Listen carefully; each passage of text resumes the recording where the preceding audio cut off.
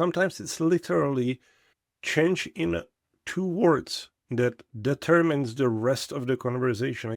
I disagree versus I don't understand. It's so powerful because I disagree means, okay, and now what, right? Now it's my job to convince you. But if I say, hey, I don't understand how you arrived there, can you explain it to me? My body language might be the same because I could be almost like, I have no idea how the hell would you think that that's a good idea, right? But again, I'm saying, hey, I don't understand. Can you explain it to me? Chances are I'm going to learn something. Welcome back to CardCast, the podcast where Milan and I chat about different topics. Topics we pick at random from a pack of cards like these. A pack of cards that Milan has conceived of and designed. They're a lot of fun. You can actually use them as playing cards, but they're playing cards with a meaning, with the story, with the lesson. So let's shuffle that pack and let's see what pops out today.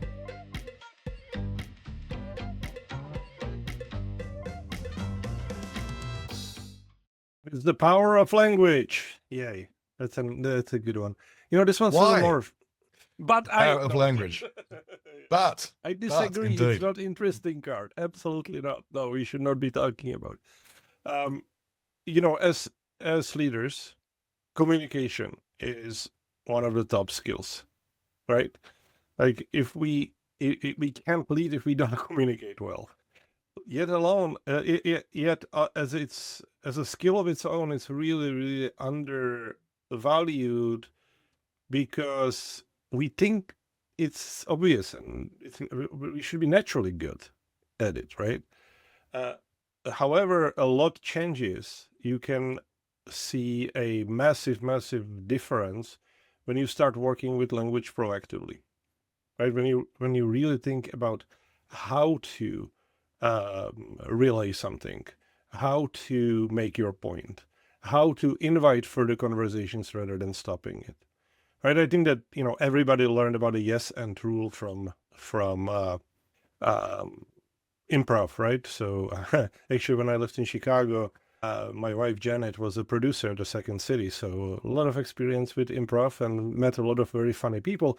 But the yes and, you know, Kelly Leonard's book is speaking about this very, very in a great detail.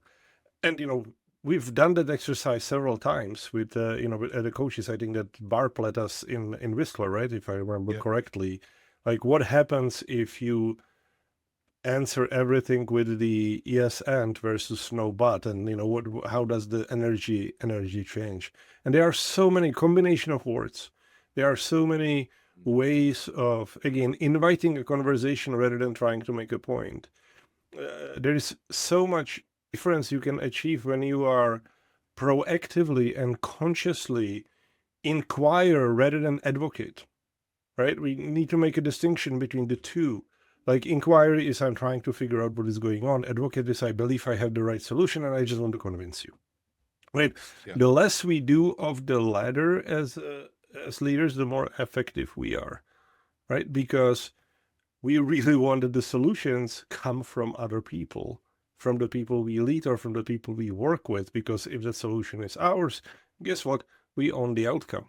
The whole point of leadership is to make people want to do what needs to get done, right? And you cannot do it by advocating. You have to do it by leading and teaching and coaching to get them to find the best solution, which might be actually better than yours. And you will never know if you advocate rather than inquire.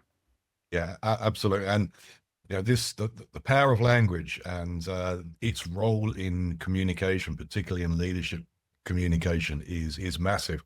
There's a very old quote, I think it's from George Bernard Shaw, which sort of says how old it is. The problem with communication is the illusion it has happened. Yeah, exactly. And exactly. You look at a conversation, you know, and you have two positional people who are talking at each other, not having a conversation. And that is often because they haven't understood the power of language, the power of the words and the emotions and the expressions that you're using and the impact it has on the other person. And if you see someone who is a really good communicator, it just comes naturally to them. You know, the things they say, the words they use, the expressions, the phrases, the pauses, the silence, it just comes across as totally natural, and it can be spellbinding. Now, if you're in an interaction with someone like that, you just feel obliged to listen or to contribute, depending on what that person is trying to drive.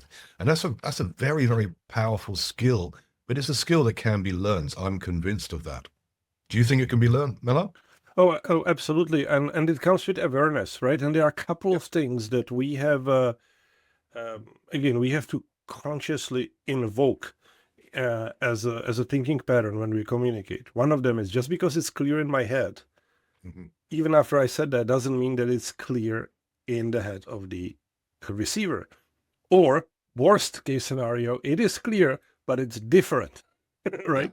They have a very clear image, but that image is different than mine. So how do I use language to make sure that that message was received, right? As simple as feedback, simple as, hey, tell me, what do you think? What do you feel? Staying in that inquiry mode, right?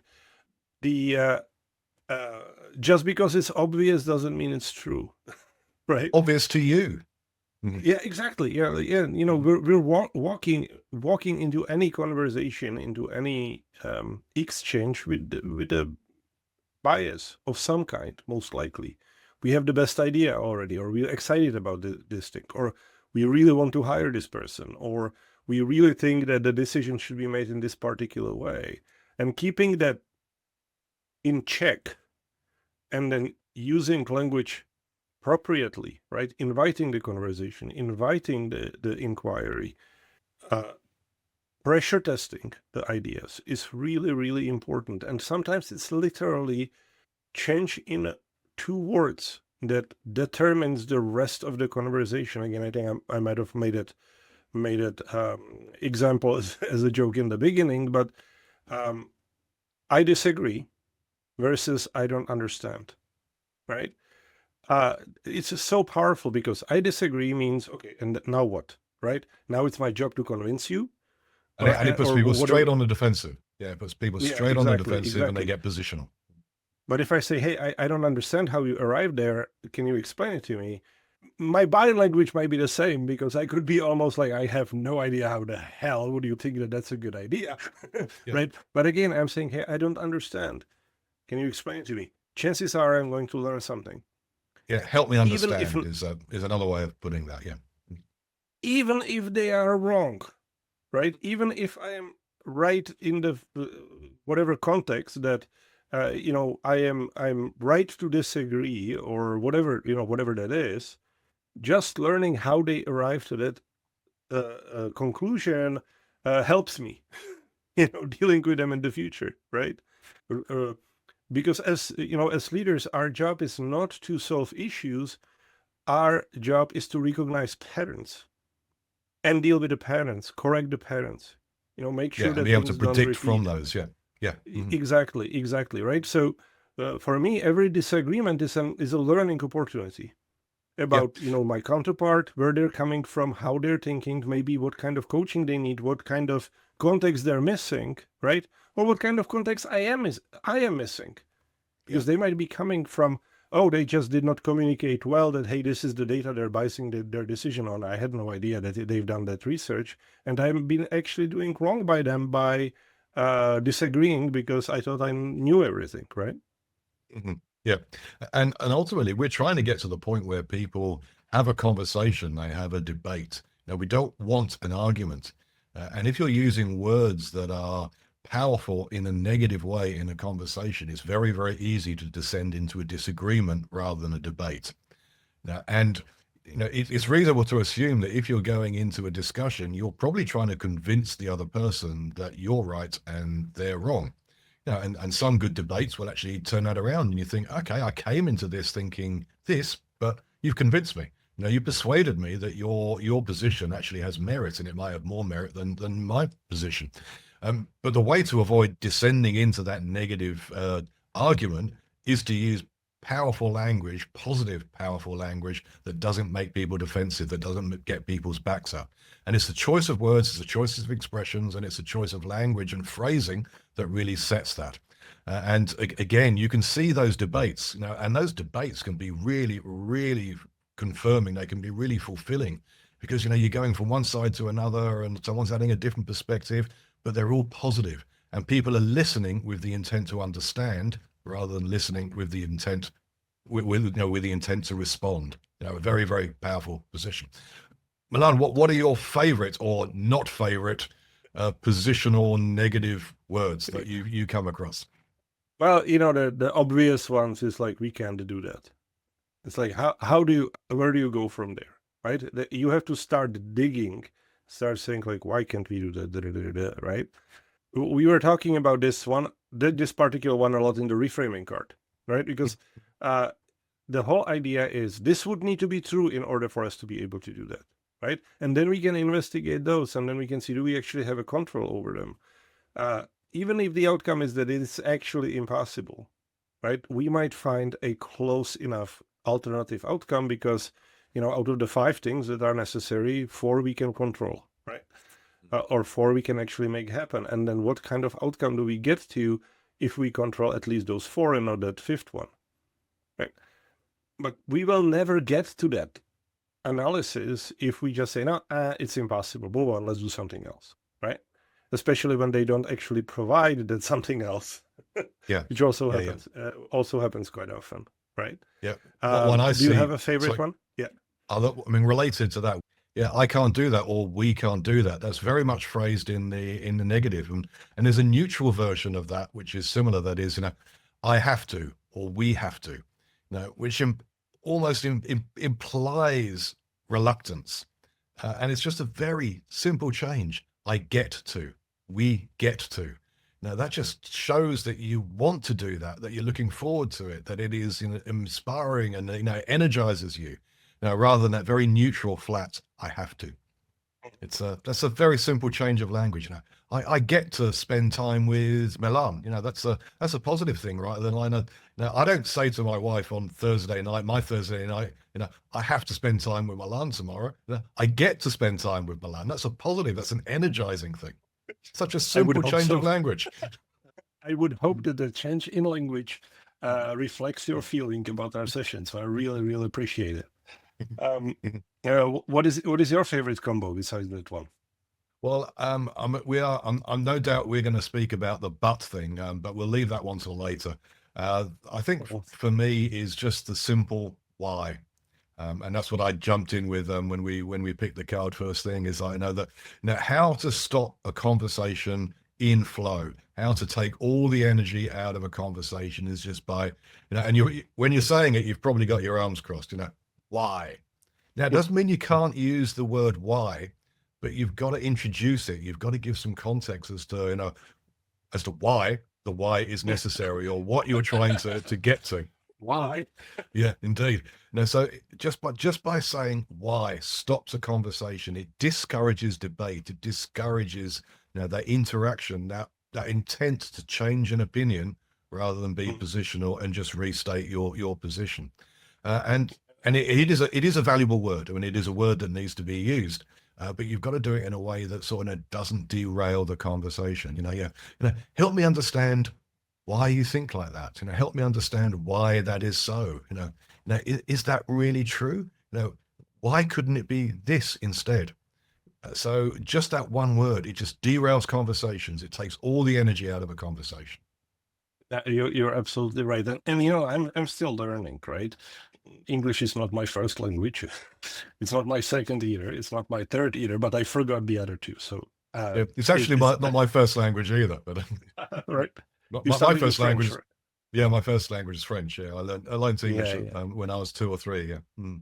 Yeah, mine is Czech, and then because I grew up behind the Iron Curtain, we had to learn Russian from fifth grade. So that was interesting, and I really sucked at it. And then in high school, I actually learned German first, which again, because of the geographic thing, made more sense at the time. English came later. Anyway, so there's always the interesting, like, how would you say this in different language? What it actually is, how that gets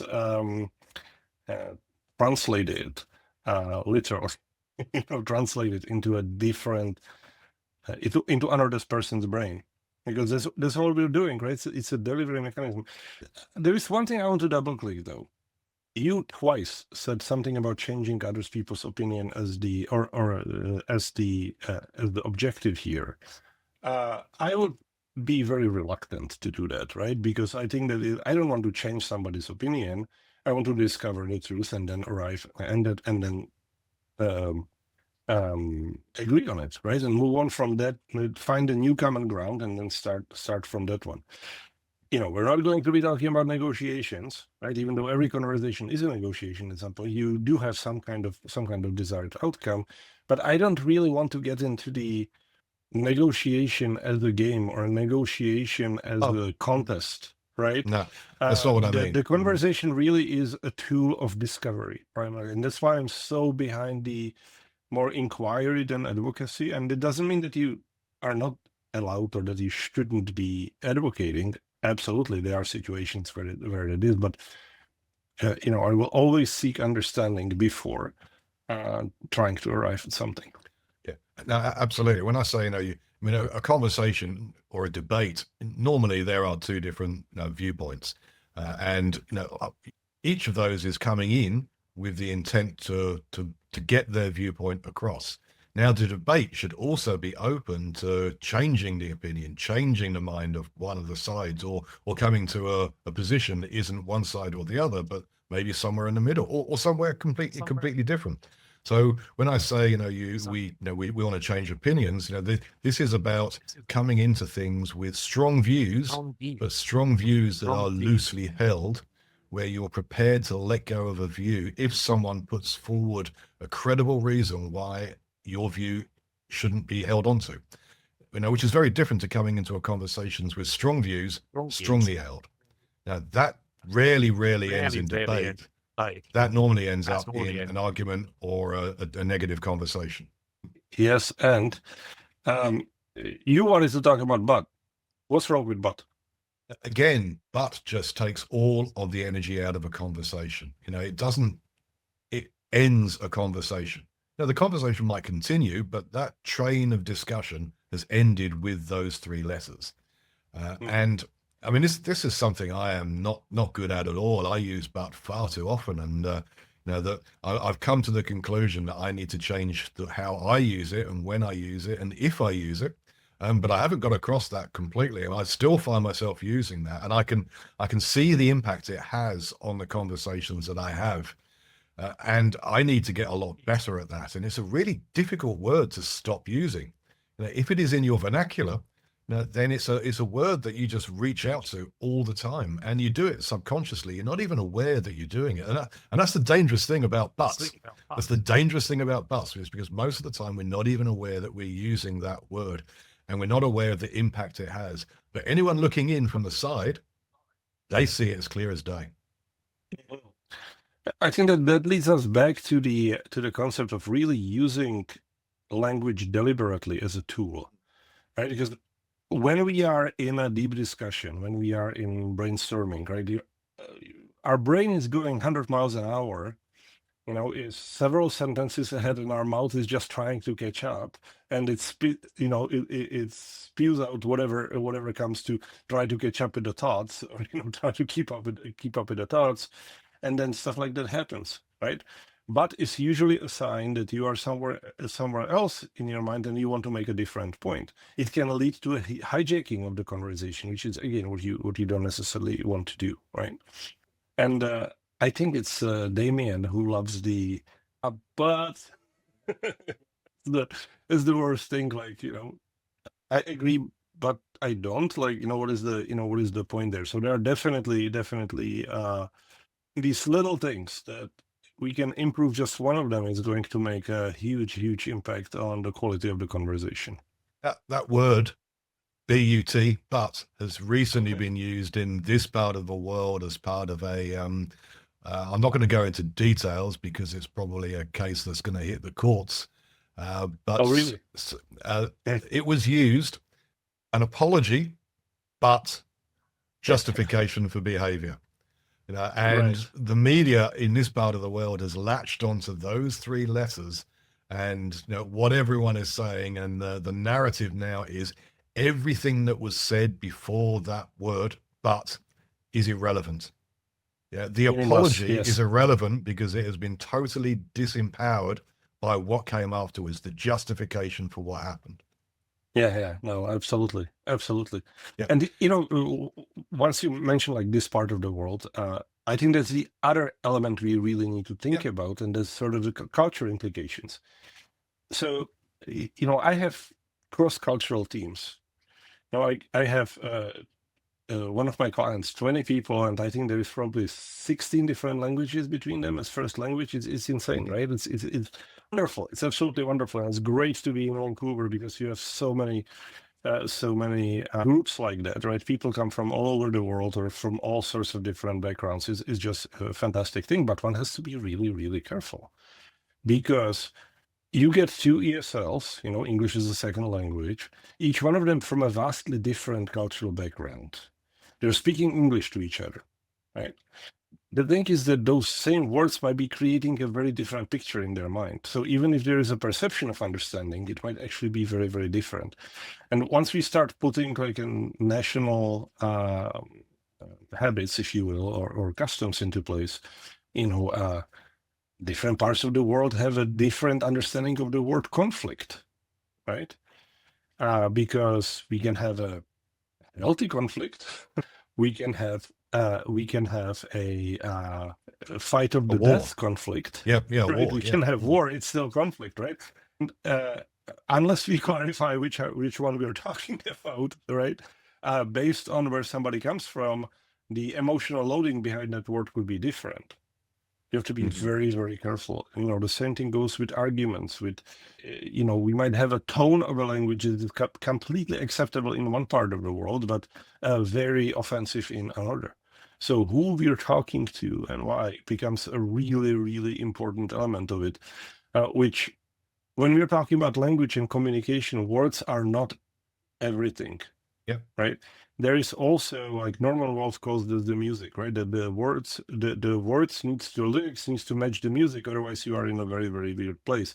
Do you know for example, the exercise "Don't Go There," right?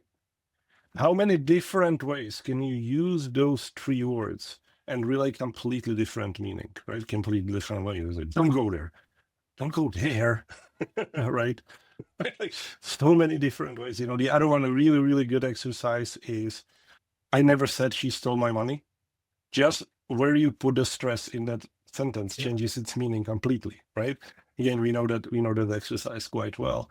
So again, to summarize briefly, language is a incredible, powerful tool. It's not easy, not natural necessarily to learn to use effectively. It's something we should be paying attention to, and we should practice it. Get a lot of feedback, right? Making sure to do a lot of feedback, making sure that what we are broadcasting is received, without errors. And the same way that we seek understanding when something that we are receiving via language is not really matching our mental model at the moment. Yeah. So language is powerful, and it's as much about how you choose to use words, which words you choose, and which words you choose not to use, and timing, and of course, the power of silence at the right time.